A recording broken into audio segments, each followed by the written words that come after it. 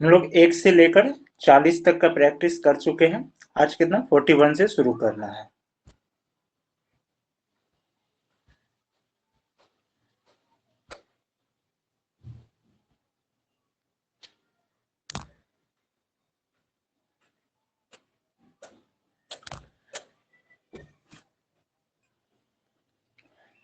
Forty one का question है, किस रिपोर्ट के आने के बाद, यानी किस रिपोर्ट के आने के दिन, जब वो कोई रिपोर्ट जिनके प्रकाशित होने के बाद, किस रिपोर्ट के आने के बाद श्री रामालू के नेतृत्व में तेलुगु भाषियों ने अलग राज्य की मांग के लिए अनशन किए, जहां आमरण अनशन के दौरान श्री रामालू की मृत्यु हो गई। श्री रामालू जो के नेता थे, तेलुगु नेता थे।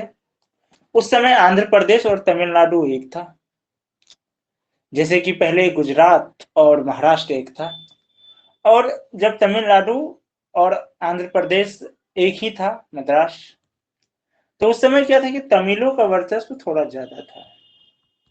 जैसे कि जब गुजरात और महाराष्ट्र एक था तो गुजरातियों का वर्चस्व ज्यादा था,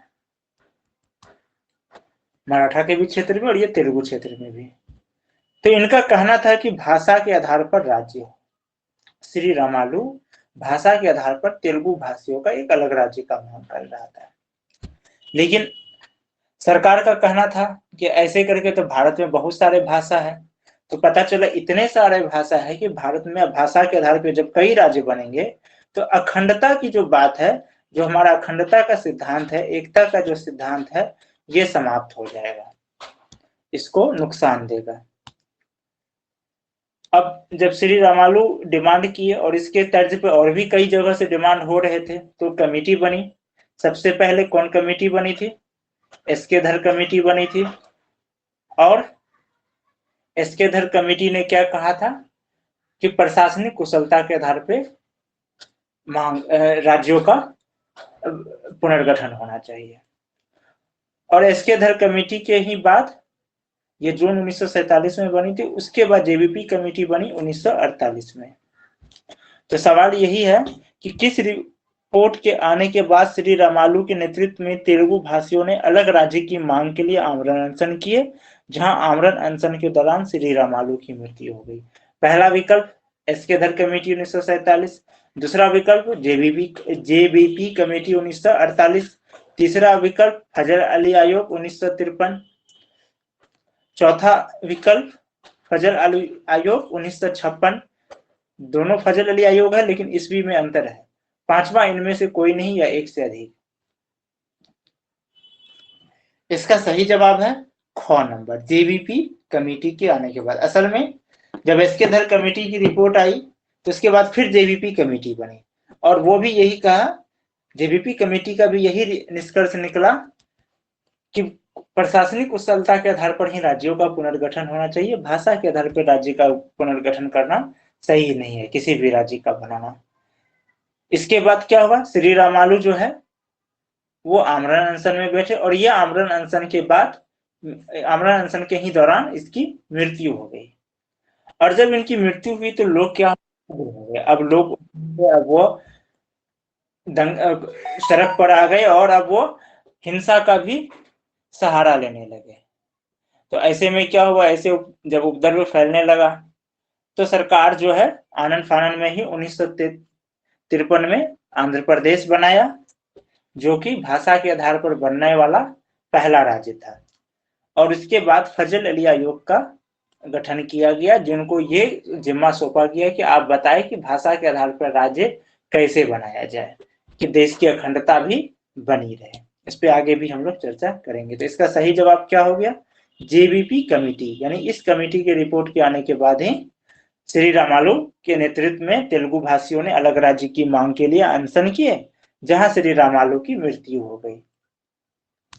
अगला सवाल है, स्वतंत्रता के पश्चात पहली भाषाई राज्य कौन सा बना? इस पर अभी हम लोग तुरंत चर्चा कर सके हैं। इसमें से विकल्प है आंध्र प्रदेश, जम्मू कश्मीर, तमिलनाडु, असम, इनमें से कोई नहीं या एक से अधिक। लेकिन अभी हम लोग चर्चा कर चुके हैं, तो इसका सही जवाब क्या होगा, आंध्र प्रदेश 1953 में। जबकि श्री रामालू की मृत्यु हुई तो सरकार तेलुगु लोग जो उनकी मृत्यु के बाद जो हतोत्साहित हो गए, जो वो हिंसा करने लगे, तो उनको शांत करने के लिए क्या कि आंध्र प्रदेश एक अलग राज्य के रूप में घोषणा की तेलुगु भाषियों के लिए।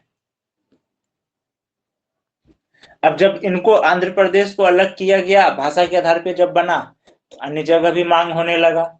अब मराठी लोग भी मांगने लगा, मराठा में भी वहां भी वही समस्या थी। ऐसे में पूरा इंडिया में ये बवाल मचने लगा। इसके लिए ही तब क्या हुआ, एक आयोग बनाया गया। उस पर भी हम लोग आगे बढ़ेंगे।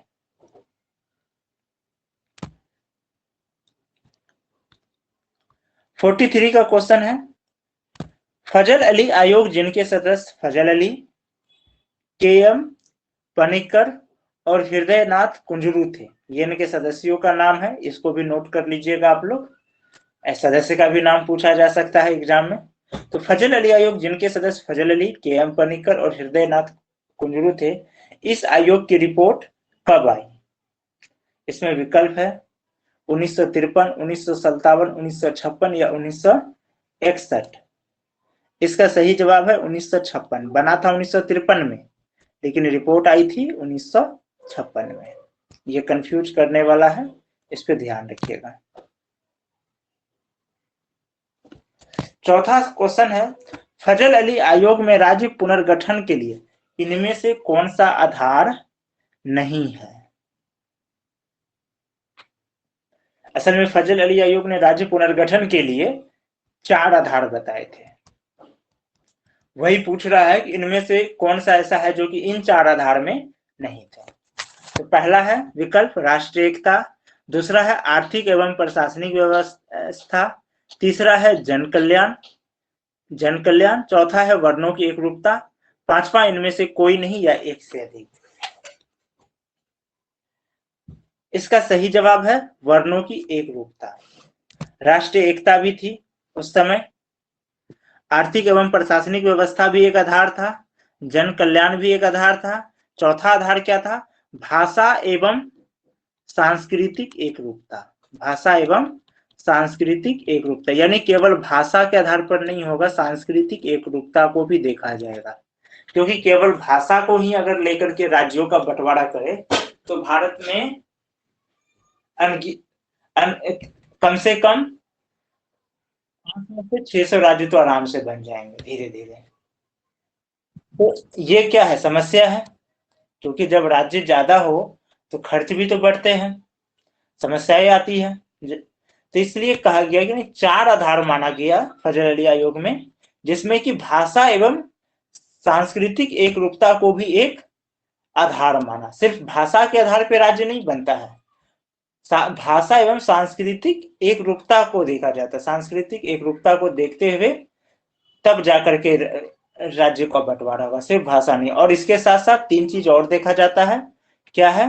तो वो है राष्ट्रीय एकता, आर्थिक एवं प्रशासनिक व्यवस्था एवं जन कल्याण, यानी जन कल्याण को भी ध्यान में रखना है। चौथा है भाषा एवं सांस्कृतिक एकरूपता।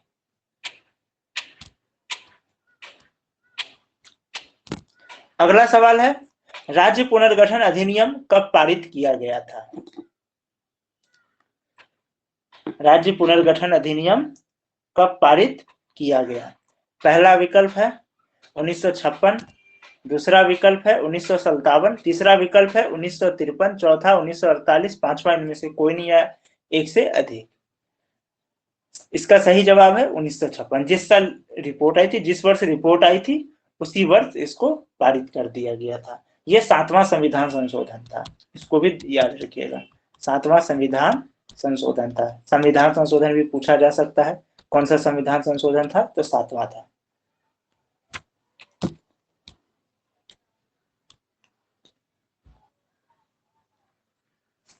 अगला प्रश्न है, राज्य पुनर्गठन अधिनियम 1956 के पारित होने के बाद भारत में कितने राज्य एवं संघ शासित प्रदेश बने? राज्य पुनर्गठन अधिनियम 1956 के पारित होने के बाद भारत में कितने राज्य एवं संघ शासित प्रदेश बने? पहला विकल्प है 16 राज्य एवं 3 संघ शासित प्रदेश, 25 राज्य एवं 6 संघ शासित प्रदेश। तीसरा विकल्प है 21 राज्य एवं 4 संघ शासित प्रदेश। चौथा विकल्प है 28 राज्य एवं 7 संघ शासित प्रदेश। पांचवा विकल्प इनमें से कोई नहीं या एक से अधिक। इसका सही जवाब है इनमें से कोई नहीं। वास्तव में कितना बना था? 14 राज्य बना था, 6 संघ शासित प्रदेश बना था। तो ये विकल्प में है नहीं, तो इस कारण से इसका सही जवाब होगा इनमें से कोई नहीं। वर्तमान में कितना है? 28 राज्य हैं और 8 संघ शासित प्रदेश हैं, क्योंकि दमन दीव एवं दादरा एवं नागर हवेली को एक कर दिया गया, इस वजह से ये 8 हो गए। और जम्मू कश्मीर को अब केंद्र शासित प्रदेश में बना दिया गया, 2 केंद्र शासित प्रदेश में, जम्मू कश्मीर और लद्दाख। तो इस वजह से एक राज्य कम हो गया, और उधर 7+2 हुआ था लेकिन फिर -1 हो गया। तो अभी कितने हो गए? 28 राज्य और 8 संघ शासित प्रदेश।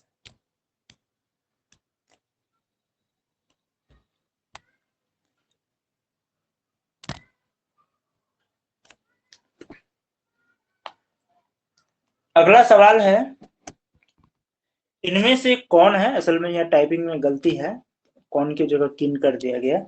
इनमें से कौन है जो भारत का नागरिक नहीं माना जाएगा?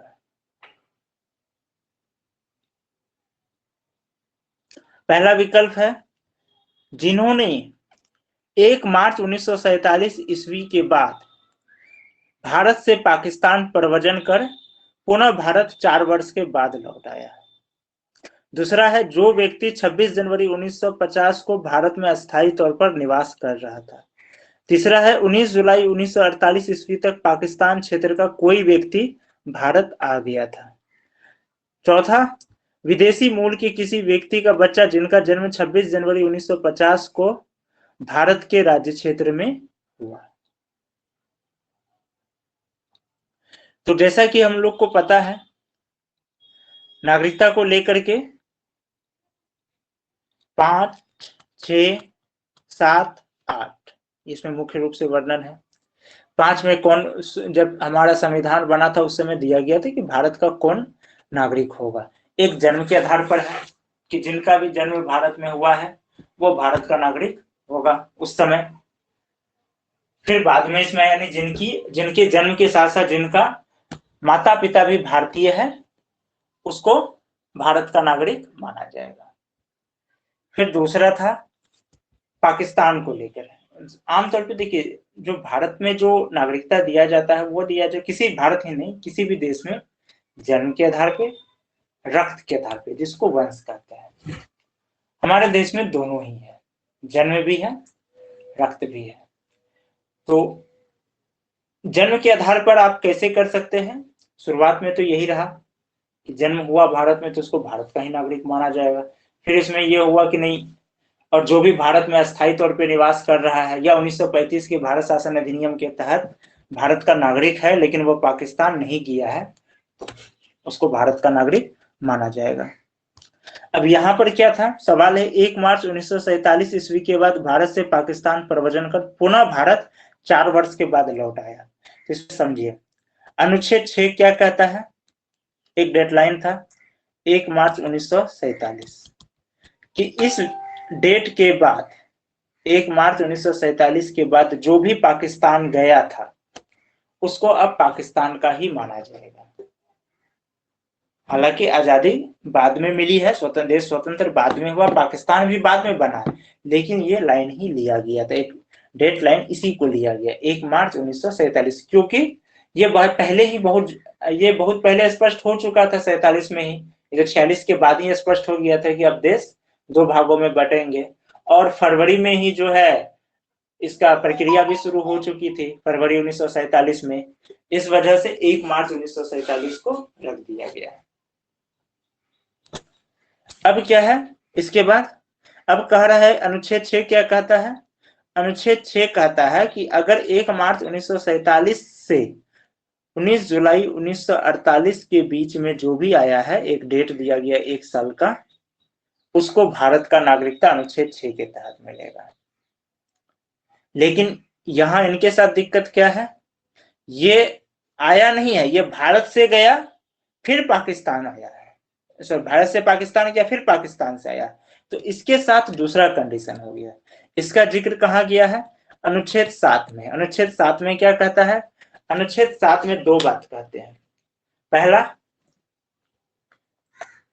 पहला कह रहा है कि यदि कोई 1 मार्च 1947 के बाद भारत से पाकिस्तान चला गया, भारत से पाकिस्तान चला गया, तो अब इसको पाकिस्तान का माना जाएगा।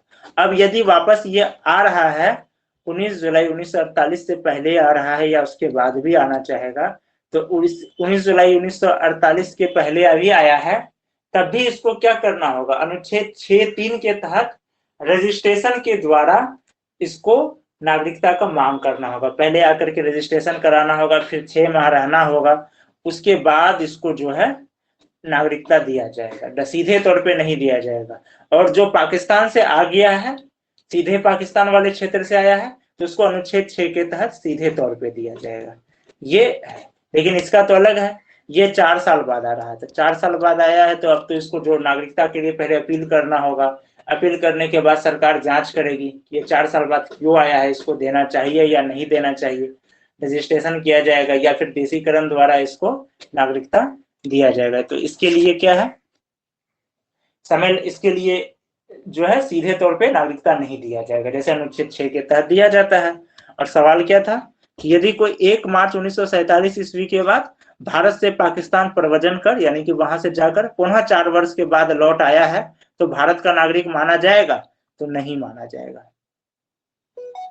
इसको नहीं माना जाएगा। दूसरा है वो व्यक्ति जो 26 जनवरी 1950 को भारत में अस्थायी तौर पर निवास कर रहा था, ये होगा अस्थायी तौर पे कर रहा है। 19 जुलाई 1948 ईस्वी तक पाकिस्तान क्षेत्र का कोई व्यक्ति भारत आ गया था, क्योंकि ये पाकिस्तान क्षेत्र की बात कर रहा है, यहाँ कोई प्रव्रजन वाला कंडीशन नहीं है, तो इसको अनुच्छेद 6 के तहत मिल गया। अब क्या है, विदेशी मूल का किसी व्यक्ति का 1950 के भारत के राज्य क्षेत्र में हुआ, तो वो तो स्पष्ट था, तभी जन्म के आधार पे दिया गया था। जिनका भी जन्म भारत में हुआ उनको भारत का नागरिकता दिया जाएगा। उस समय तो यही था। असल में देखिए, वो जो 1950 में जब संविधान बनाए, वो क्या था, वो एक सर्टिफिकेट था कि कौन कौन भारत का नागरिक होगा। उसके बाद जब 1955 में जब भारत शासन अधिनियम आया, वो तय किया कि भारत में किसको नागरिकता दिया जाएगा, तो उस समय तो ये दे दिया गया था, तो ये भी होगा, इसको भी नागरिकता मिलेगी। 5वां इनमें से कोई नहीं है, एक से अधिक। तो इसका सही जवाब होगा क नंबर, कि यदि कोई व्यक्ति जो व्यक्ति 1 मार्च 1947 को पाकिस्तान वाला क्षेत्र में चला गया था, तब उसको पाकिस्तान का माना जाएगा। अब चूंकि वह 4 साल बाद आया है, अगर पहले भी आता तब भी उसको सीधे नागरिकता नहीं मिलता, उसको रजिस्ट्रेशन कराना पड़ता, 6 माह रहना पड़ता, उसके बाद दिया जाता। अब भी वही है, अब उनको सरकार से अपील करनी होगी, अपील करने के बाद ही सरकार फिर उसको 6 महीना अस्थायी तौर पे रहना पड़ता, उसके बाद दिया जाता।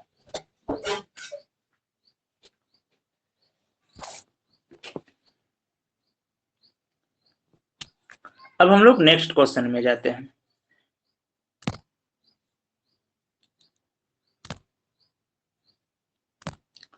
अगला सवाल है, इनमें से कौन सा कथन असत्य है? फिर सत्य असत्य वाली बात है, जो फॉर्मूला बताए थे बिल्कुल वही अप्लाई करना है। पहला, भारत अगर अपने राज्य क्षेत्र में किसी क्षेत्र का विलय करता है, तो उस क्षेत्र के सभी निवासी भारत के नागरिक स्वतः हो जाएंगे। बिल्कुल सत्य है। मतलब कि भारत यदि जैसे आज नेपाल को अपने में विलय कर ले, तो नेपाल के सभी निवासी क्या हो जाएंगे? भारत के नागरिक हो जाएंगे, स्वतः हो जाएंगे। दूसरा है, कोई भी व्यक्ति अस्थायी तौर पर भारत में 5 साल से अधिक निवास करता है, तो भारत का नागरिक स्वतः प्राप्त करने का योग्य होता है। ऐसा नहीं होता, वो लेना चाहेगा तब होगा, ऐसे थोड़ी दे देंगे, फिर सरकार भी उस पर जांच करेगी। इस पे नागरिकता का जो 1955 भारत नागरिकता अधिनियम 1955 के तहत उसको दिया जाएगा, स्वतः नहीं मिलेगा। जो प्रक्रिया है, कानूनी प्रक्रिया, उसके अंतर्गत दिया जाएगा। यहाँ स्वतः शब्द लगा है। हाँ, ये रहता प्राप्त करने के योग्य है, तो फिर यहाँ पर ये सही होता है, लेकिन यहाँ स्वतः प्राप्त करने के योग्य, यानी कि सर अपने आप मिल जाना ऑटोमेटिकली, वो थोड़ी होता है। उसके लिए तो प्रक्रिया से गुजरना पड़ेगा। तीसरा है, यदि कोई अन्य देश का व्यक्ति भारत की नागरिकता प्राप्त करता है तो उसे अपने देश की नागरिकता छोड़नी होगी। बिल्कुल सत्य है, क्योंकि हमारे यहाँ या तो उसको भारत की छोड़नी होगी या अपने देश की छोड़नी होगी। अगर वो अपना देश का नहीं छोड़ेगा तो भारत का नागरिकता छोड़नी होगी, और अगर भारत का नागरिकता बनाए रखना चाहेंगे तो अपना देश का छोड़ना होगा। वंश के आधार पर नागरिकता भारत शासन अधिनियम 1935 के आधार पर है, ये भी सही है। हम लोग 1935 के आधार पर ही वंश के आधार पर नागरिकता देते हैं। और नागरिकता ही नहीं, अगर ऐसा कोई भी मामला है जो कि संविधान में नहीं मिल रहा है तो उसके लिए हम लोग कहाँ जाते हैं?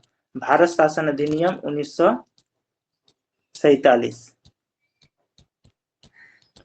और वहां भी नहीं मिल रहा है तब हम लोग कहाँ जाएंगे?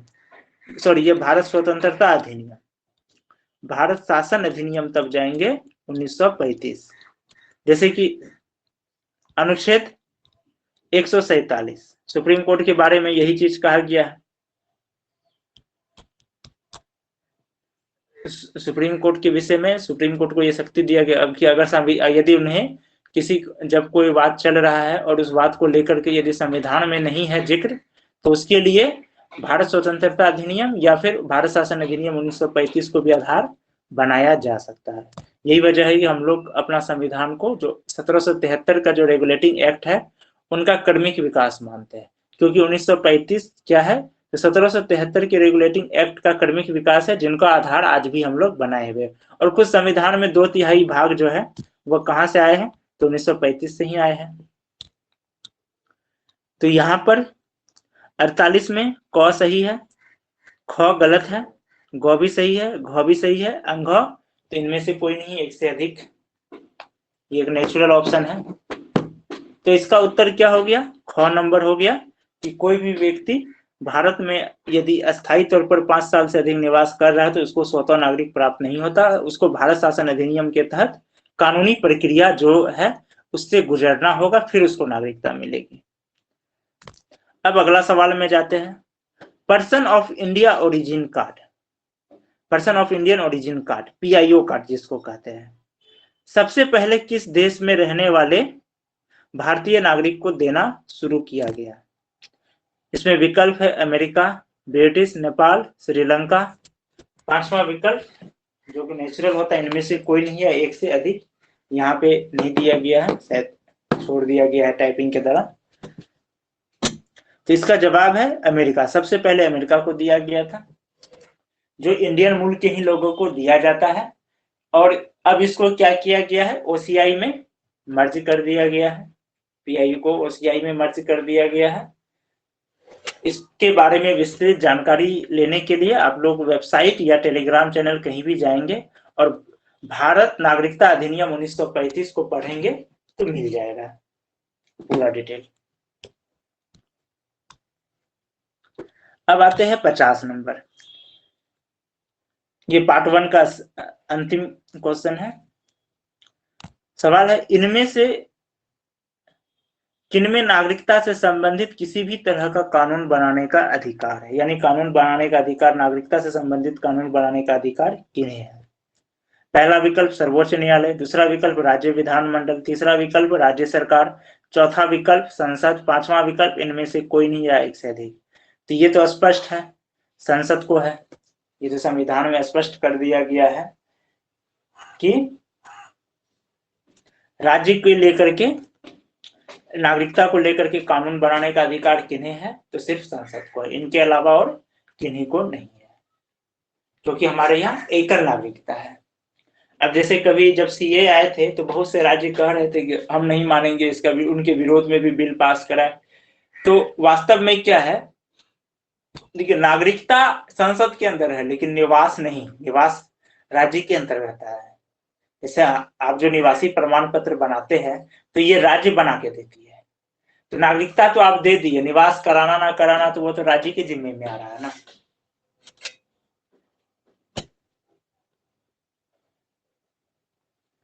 पार्ट 1 में 50 क्वेश्चन है, सेट 1 में वो कंप्लीट हो चुके हैं। अक्सर ज्यादातर सेट 2 या 3 पार्ट में बनाते हैं, 50-60 क्वेश्चन करके, ताकि आपको जो भी बनाए तो रिलैक्स होके बनाए। देखिए एक दिन में 150 क्वेश्चन पढ़ना या बनाना इंपॉर्टेंट नहीं है, आप 20 से 30 ही क्वेश्चन बनाए या उसको पढ़े, लेकिन उसको 100% करते हुए चले कि वो कंप्लीट हो जाए।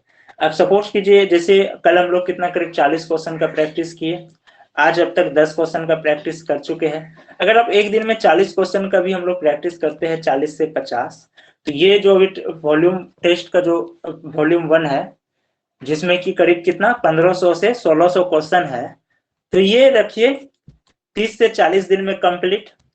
अब ये अगर 30 से 40 दिन में कंप्लीट हो रही और 30 से 40 दिन में आपका 1600 क्वेश्चन अच्छे से कंप्लीट हो जाती है, तो ये कोई खराब नहीं है।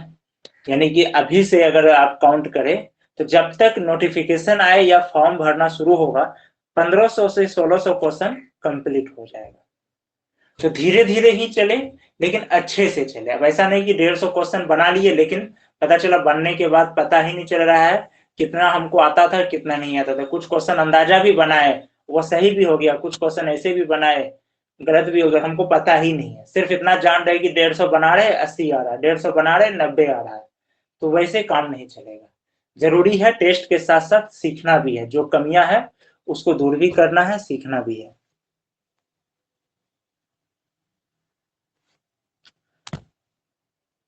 अब इससे आगे आगे वाला पार्ट अभी कराए या फिर शाम में कराए, सेकंड पार्ट?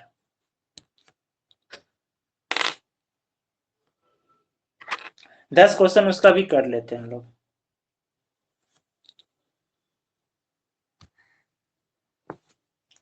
सेकंड पार्ट का 10 क्वेश्चन कर लेते हैं।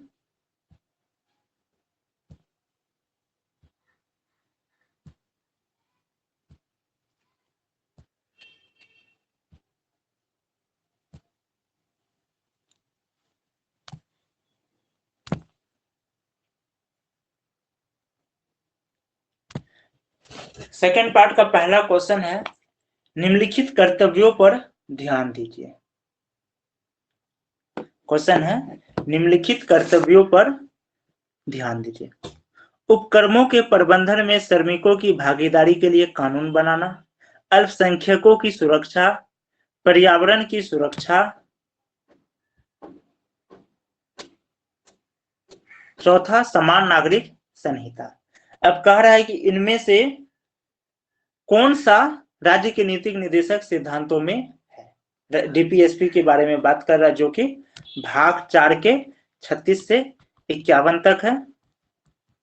भाग 4 में इसका नोट्स भी कंप्लीट है, जो कि आपको वेबसाइट और टेलीग्राम दोनों जगह मिलेंगे, आप लोग पढ़ सकते हैं। तो सवाल है यहाँ पर कि इनमें से कौन सा राज्य के नीति निर्देशक सिद्धांतों में है, कौन कौन है, तो इसको देख लीजिए।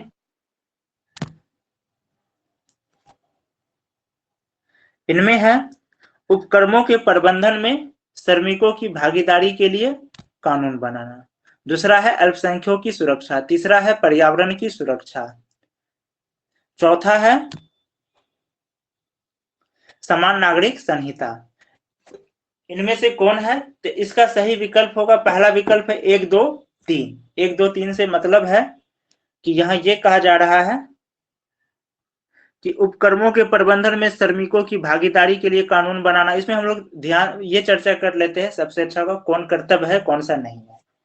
तो पहला क्या है, उपक्रमों के प्रबंधन में श्रमिकों की भागीदारी के लिए कानून बनाना।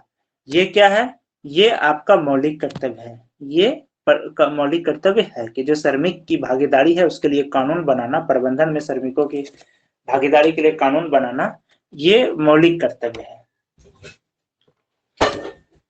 दूसरा अल्पसंख्यकों की सुरक्षा, ये भी मौलिक कर्तव्य है। जो अल्पसंख्यक है हमारे देश में उनकी सुरक्षा करना। तीसरा है पर्यावरण की सुरक्षा, ये भी मौलिक कर्तव्य है। पर्यावरण की सुरक्षा करना भी हमारा मौलिक कर्तव्य, यानी 1 2 3 यहाँ तक सारे के सारे मौलिक कर्तव्य है। श्रमिकों की भागीदारी के लिए कानून बनाना हो, या अल्पसंख्यकों की सुरक्षा हो, या पर्यावरण की सुरक्षा हो, यहाँ तक मौलिक कर्तव्य है। अब आगे चलते हैं हम लोग। चौथा में क्या है, समान नागरिक संहिता, ये भी मौलिक कर्तव्य में से है। ये किनका मौलिक कर्तव्य है, यहाँ ध्यान दीजिएगा। क्योंकि यहाँ कर्तव्य लिखा हुआ है तो इसलिए मैं बार बार बोल रहा हूँ। कर्तव्य में एक है राज्य को भी दिया गया है 36 से 51, जिसको कि हम लोग राज्य के नीति निदेशक तत्व भी कहते हैं, और साथ में इसको राज्य के लिए निर्देश कहते हैं कि ये राज्य को इसी के अनुसार चलना चाहिए। यानी यहाँ पर जो वर्णन किया गया है, जो यहाँ पर निर्देश दिया गया है, तो राज्य को यानी सरकार को अपनी शासन व्यवस्था इसी के अनुसार चलाना चाहिए। या फिर ऐसे भी कह सकते हैं, यदि आपको किसी सरकार का शासन व्यवस्था का आकलन करना है, या सही है या गलत है, तो आप इनको रीड कीजिए और इनके आधार पर कीजिए। तो यहाँ जो हम कर्तव्य की बात कर रहे हैं, 51 क वाली कर्तव्य की बात नहीं कर रहे, यहाँ इसका बात कर रहे। ये जो 36 से 51 तक के बीच में जो कर्तव्य या जिम्मेदारी जो भी कहिए, ये किनको दिया गया है? राज्य को दिया गया है, उनकी हम बात कर रहे हैं। तो ये राज्य को ये सारे के सारे दिया गया है। उपक्रमों के प्रबंधन में श्रमिकों की भागीदारी के लिए कानून बनाना, ये तो कोई आम आदमी नहीं ना करेगा। और 51 का जो क आता है, यहाँ जो मौलिक कर्तव्य है, ये किसके लिए है? ये हर नागरिक के लिए है। और 36 से 51 ये राज्य का कर्तव्य है, उसकी जिम्मेवारी भी कह सकते हैं। इसी के अनुसार आपको अपना शासन व्यवस्था को चलाना है। तो ये भी राज्य का कर्तव्य है, और ये भी अल्पसंख्यकों की सुरक्षा भी राज्य का कर्तव्य है, पर्यावरण की सुरक्षा का भी राज्य का कर्तव्य है। यहाँ ये कंफ्यूज नहीं होना है कि आम आदमी कैसे कानून बना लेगा। चौथा, समान नागरिक संहिता, ये भी राज्य का कर्तव्य है, हालांकि ये अभी तक लागू पूरे देश में नहीं हुई। तो इस हिसाब से हम लोग देखते हैं तो चारों के चारों राज्य के नीति सिद्धांत में, नीति निर्देशक सिद्धांत में है, यानी कि राज्य का कर्तव्य है या राज्य का मूल कर्तव्य है, या इसी के अनुसार राज्य को शासन चलाने का कोशिश करना है। राज्य को ये कोशिश करना है कि जो भी डीपीएसपी में बातें हैं उसी के अनुसार चलाने का कोशिश करे, उसको प्राप्त करने का कोशिश करे। तो इसका सही जवाब क्या है?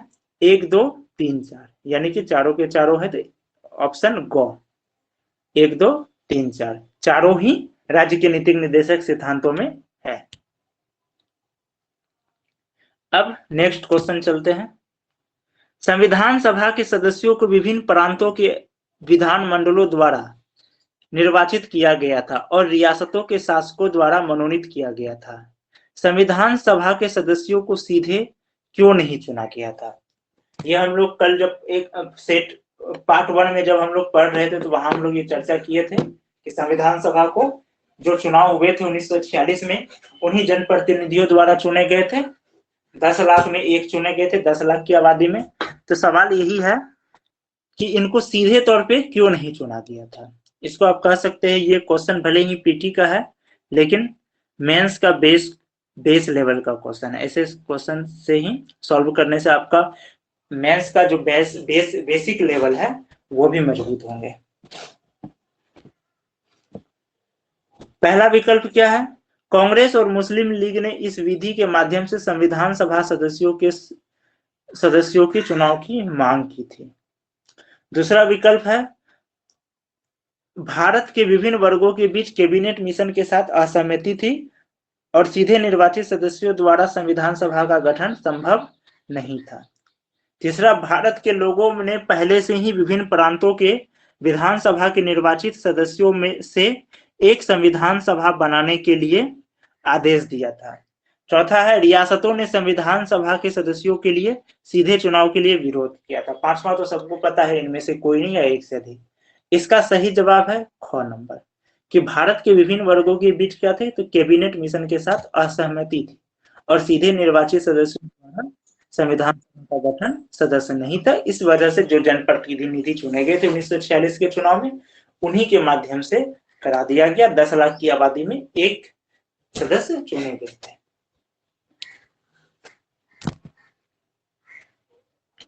अगला सवाल, भारत में वित्त आयोग के सदस्यों के रूप में नियुक्त होने के लिए योग्यता कौन निर्धारित करता है?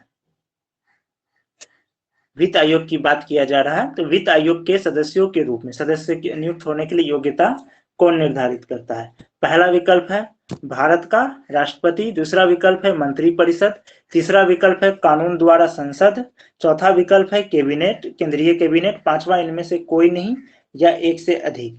इसका सही जवाब है कानून द्वारा संसद। कानून द्वारा संसद ही इनकी योग्यता को निर्धारित करते हैं।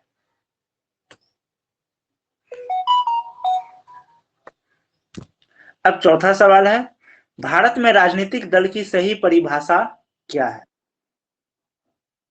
राजनीतिक दल की सही परिभाषा क्या है? पहला विकल्प है, राजनीतिक दल का मतलब भारत के संविधान के अनुच्छेद 324 के प्रावधानों के तहत चुनाव आयोग के साथ एक राजनीतिक दल के रूप में भारत के व्यक्तिगत नागरिकों का एक संगठन या निकाय है। दूसरा विकल्प, राजनीतिक दल का अर्थ भारत के निर्वाचन आयोग द्वारा भारत के व्यक्तिगत नागरिकों के एक संगठन या निकाय को राजनीतिक दल के रूप में अधिसूचित किया जाता है। तीसरा विकल्प, राजनीतिक दल का मतलब भारत के व्यक्तिगत नागरिकों का एक संघ या निकाय है जो चुनाव द्वारा निर्धारित कुछ वोटों को सुरक्षित करने में सक्षम है। चौथा विकल्प, राजनीतिक दल का अर्थ है भारत के व्यक्तिगत नागरिकों का एक संघ या निकाय चुनाव आयोग के साथ लोकसभा अधिनियम 1951 की धारा 29A के प्रावधानों के तहत एक राजनीतिक दल के रूप में पंजीकृत है। पांचवा, इनमें से कोई नहीं या एक से अधिक। इनका जो सही जवाब है वो है घ नंबर, यानी कि राजनीतिक दल का अर्थ क्या है? भारत के व्यक्तिगत नागरिकों का एक संघ या निकाय जो चुनाव आयोग के साथ साथ क्या हो, लोकसभा अधिनियम 1951 की धारा 29A के प्रावधानों के तहत एक राजनीतिक दल के रूप में पंजीकृत है। ये राजनीतिक दल का सही परिभाषा है भारत में। यहां दो सवाल बन सकते हैं कि राजनीतिक दल लोकसभा अधिनियम 1951 की किस धारा के प्रावधानों के तहत राजनीतिक दल के रूप में पंजीकृत है, तो 29A के प्रावधानों के तहत। दूसरा है, हो सकता है राजनीतिक दल किनका संघ या निकाय है, तो भारत के व्यक्तिगत नागरिकों का संघ या निकाय है।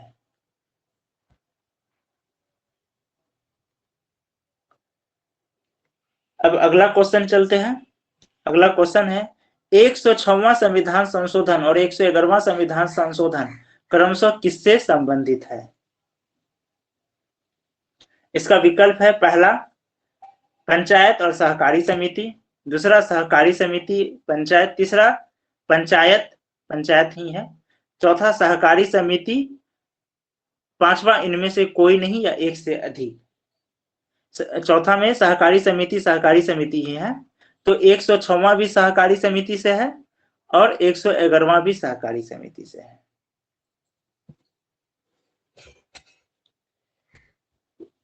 अब 6 नंबर में आते हैं। भारत में गार्जियन ऑफ पब्लिक पर्स किसे कहा जाता है? यानी कि इसका मतलब हुआ कि जो लोगों का पैसा है, जो लोगों का पर्स है यानी कि रुपया है, उसका गार्जियन किसे कहा जाता है? पहला है नियंत्रक और महान्यायवादी, जिसको सीएजी भी कहते हैं, वित्त मंत्री, सार्वजनिक लेखा समिति के चेयरमैन, चौथा प्रधानमंत्री, पांचवा इनमें से कोई नहीं या एक से अधिक। तो इसका सही जवाब है नियंत्रक और महान्यायवादी, सीएजी। इसी को क्या कहा जाता है? गार्जियन ऑफ पब्लिक पर्स भी कहा जाता है। यही सरकार का जो भी खर्च करती है इनका हिसाब किताब करती है और फिर संसद को रिपोर्ट करती है। फिर संसद में जो होते हैं इसका जांच किया जाता है और जांच के उपरांत देखा जाता है कि इसका रिपोर्ट सही है या गलत है।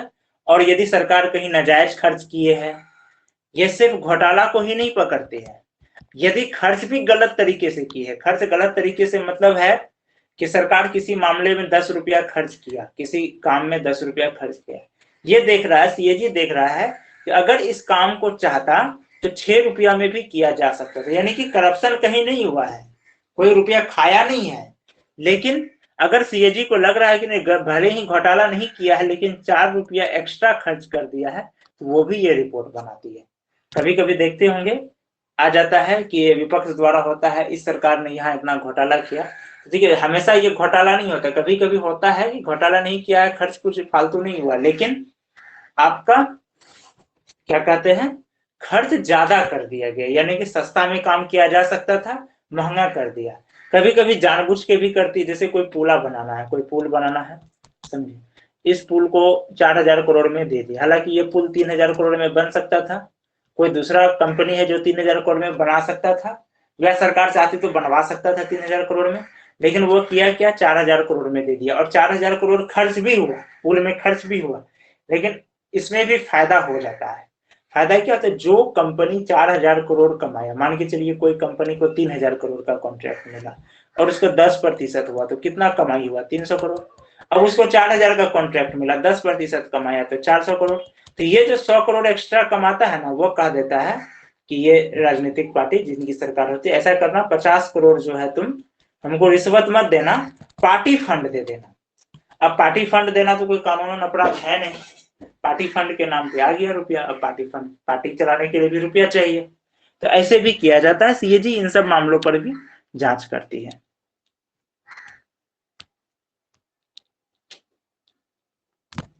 अगला सवाल, निम्नलिखित में से किसको देश के वित्त का संरक्षक माना जाता है?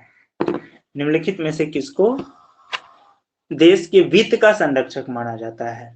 पहला विकल्प है प्रधानमंत्री, दूसरा वित्त मंत्री, तीसरा भारत का नियंत्रक, उसी की बात कर रहे हैं यहाँ, नियंत्रक एवं महालेखा परीक्षक। असल में यहाँ मिस टाइपिंग कर दिएगा, महान्यायवादी कर दिए हैं, महालेखा परीक्षक होते हैं। चौथा भारतीय रिजर्व बैंक, पांचवा इनमें से कोई नहीं या एक से अधिक। इसका सही जवाब क्या होगा? इसका सही जवाब होगा वित्त मंत्री। वित्त मंत्री को वित्त संरक्षक माना जाता है। आठवां सवाल, भारत में किसी शहर का पहला नागरिक कौन सा है? शहर की बात कर रहे हैं, देश का नहीं, ध्यान रखिएगा। विकल्प में है मेयर, चेयरमैन, शेरिफ, विधानसभा सदस्य, इनमें से कोई नहीं या एक से अधिक। इसका सही जवाब होगा मेयर। मेयर जो है पहला नागरिक होते हैं, जैसे देश में राष्ट्रपति होते हैं। जैसे पटना का मेयर पटना का पहला नागरिक हुआ, उसको अगर पटना को एक देश माने तो यहाँ का मेयर पटना का क्या हुआ, तो राष्ट्रपति हो गए। 9 नंबर, भारत अंतर्राष्ट्रीय लोकतंत्र और चुनाव प्रबंधन संस्थान कहाँ स्थित है? भारत अंतर्राष्ट्रीय लोकतंत्र और चुनाव प्रबंधन संस्थान कहाँ स्थित है? इसका विकल्प है नई दिल्ली, मुंबई, चेन्नई, चंडीगढ़, इनमें से कोई नहीं या एक से अधिक। इसका सही जवाब है नई दिल्ली स्थित है, तो नई दिल्ली में स्थित है। अगला सवाल है, नेहरू रिपोर्ट के अनुसार भारत की संसद की संरचना निम्नानुसार थी।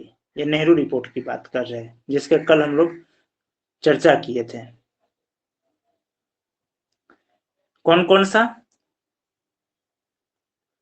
पहला विकल्प है राष्ट्रपति, राज्यसभा, लोकसभा, जो कि वर्तमान में है। दूसरा क्राउन, लोकसभा, राज्यसभा। अगर हम लोग डोमिनियन स्टेट होते तो ऐसा ही होता। तीसरा crown, house of people, house of states, ये ब्रिटेन की बात कहा जा रहा है। चौथा crown, senate, house of representative. पांचवा इनमें से कोई नहीं या एक से अधिक। इसका सही जवाब है घ number, crown, senate, house of representative. यही वजह है कि बहुत से लोग इससे रिपोर्ट से असहमति जताए, जो खासकर पूर्ण स्वतंत्रता का डिमांड कर रहे थे। क्योंकि एक तो ये घुमा फिरा करके क्या हुआ कि शासन का डोर, शासन हम कर रहे हैं लेकिन डोर उन्हीं के हाथ में है। तो नेहरू रिपोर्ट में संसद की संरचना इसी प्रकार किया गया था, क्राउन, सीनेट और हाउस ऑफ रिप्रेजेंटेटिव। ठीक है, तो आज अभी के क्लास में यहीं तक करते हैं। इससे आगे का सवाल का अभ्यास हम लोग रात के 10 बजे वाले क्लास में करेंगे। और जो भी कर रहे हैं ये आप लोग अपना प्रैक्टिस भी कीजिए वेबसाइट के थ्रू जाकर के। वेबसाइट में सारे क्वेश्चन डालेंगे और ज्यादा नहीं करना, 30 ही क्वेश्चन कीजिए, 30 से 40 क्वेश्चन डेली कीजिए। जरूरी नहीं कि हम 150 क्वेश्चन एक दिन में करें और 2 घंटा, वो एग्जाम टाइम में करना। जब एग्जाम से 15 दिन पहले, एग्जाम डेट जब आ जाए उससे 15 दिन पूर्व ये काम करना है कि 150 क्वेश्चन का एक सेट लेकर बैठे। उस समय वो देंगे भी, जब वो एग्जाम आएंगे तो उस समय आप लोगों को 150 क्वेश्चन का, जिस प्रकार से एग्जाम में आते हैं सारे विषयों को मिला करके, उस प्रकार का सेट बना के देंगे, उस प्रकार का इंपॉर्टेंट सेट बना करके देंगे। और तब वो काम करना है कि उसी को सिर्फ चलना है कि 2 घंटा के अंदर उस सेट को कंप्लीट कर लेना है। लेकिन अभी जब तक ऐसा नहीं है तो अभी हम लोग को दोनों चीज करना है, टेस्ट तो देना है साथ में, सीखना भी है, जो कमियां रह गई है उसको भी मजबूत करना है। तो 30 से 40 क्वेश्चन भी अभी से आप डेली कर रहे हैं, हाँ, लेकिन ये रेगुलर होना चाहिए। आज किए कल नहीं करेंगे तब फिर नहीं होगा, डेली करना है तो करना है, और इसको अच्छे से करना। जो क्वेश्चन गलत हो गया तो कहाँ गलत हो गया, उसका सही उत्तर क्या है, इसको जांच कीजिए और उसको सही कीजिए कि आगे से वैसा गलती ना हो। तब भी क्या है, सिर्फ वॉल्यूम 1 में जो 1500 से 1600 क्वेश्चन है, ये 30 से 40 दिन में कंप्लीट हो जाएगा। यानी कि फॉर्म भरने से पहले आपका 1500 से 1600 क्वेश्चन एक सेट, टेस्ट सेट कंप्लीट हो चुका है, एक वॉल्यूम। इसलिए हड़बड़ाना नहीं है, आराम से रिलैक्स होते हुए करते चले जाना है। ठीक है, अब रात के क्लास 10 बजे इससे आगे करवाते हैं।